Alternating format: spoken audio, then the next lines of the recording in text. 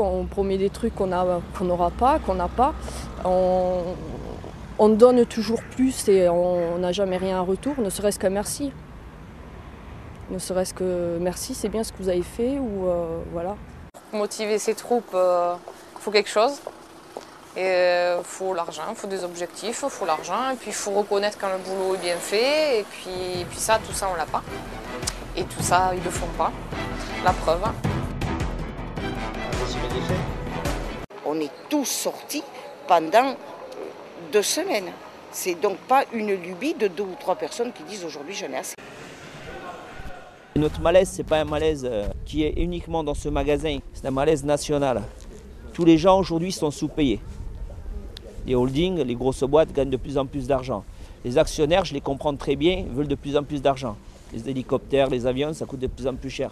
Le kérosène surtout. Donc il faut pouvoir le payer tout ça. Donc maintenant, si c'est nous qui devons payer, on tiendra jusqu'au dernier jour, je ne sais pas quand. Toute la semaine, moi j'ai trouvé une grande cohésion, une grande détermination, une grande force, une confiance aussi, tellement leur revendication était légitime, une confiance au fait qu'ils devaient gagner, il fallait gagner. Ce qu'ils demandaient était tellement naturel, juste, et ils étaient tellement d'accord. Et les gens à qui ils faisaient signer des pétitions se reconnaissaient tellement dans leur revendication, il fallait gagner. On a commencé le mouvement de grève, rien de spécial. On attendait, tout simple, tout sympa. Donc ils ont vu qu'on était sympa, ils ont été sympas avec nous, ils sont pas venus nous chercher. La revendication est tellement légitime, on pense que les patrons vont descendre et vont venir discuter. Pas du tout, le jeudi il ne se passe rien, le vendredi il ne se passe rien. On arrive au samedi et là, il faut être là bien sûr, parce que c'est un jour de grand passage et de grand chiffre d'affaires. Il ne se passe rien. Et là, on comprend évidemment que le patron engage tout de suite un bras de fer. Ils vous le disent à nous, c'est du foutage de gueule ouvert. Qui vient ouvrir pour ça, ce pourcentage en valeur. Quitte à se prendre notre gueule. Sinon, je propose une chose. J'ai 5,50 €, c'est à peu près ce qui m'augmente, on est bien d'accord. Je te les donne. Tu lui mets sur la table que c'est. Tu peux me dire que c'est moi. Voilà ce que je vais gagner de plus par mois, je lui donne. Excellente idée.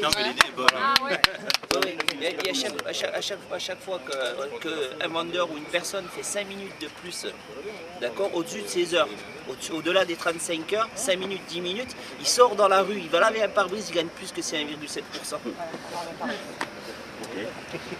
S'il me payait juste les heures sup que j'ai fait, j'aurais plus que 1,7% par mois. À l'instant, je suis en train de me poser la question.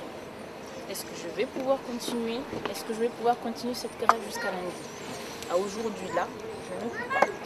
Pourquoi? Parce qu'il y a une question financière qui se pose. Parce que c'est pas possible. Demain, je rentre au magasin et aujourd'hui, si j'ai boycotté cette journée, c'est parce que je les ai là. Je les ai là. Mais à un moment donné, il faut que je sois réaliste aussi. Je ne peux plus continuer. Je ne peux pas continuer financièrement, je ne peux pas. Je vous assure que c'est contre ma volonté, mais je ne peux pas. Je ne peux pas retirer d'argent sur mon compte, je ne peux rien faire aujourd'hui.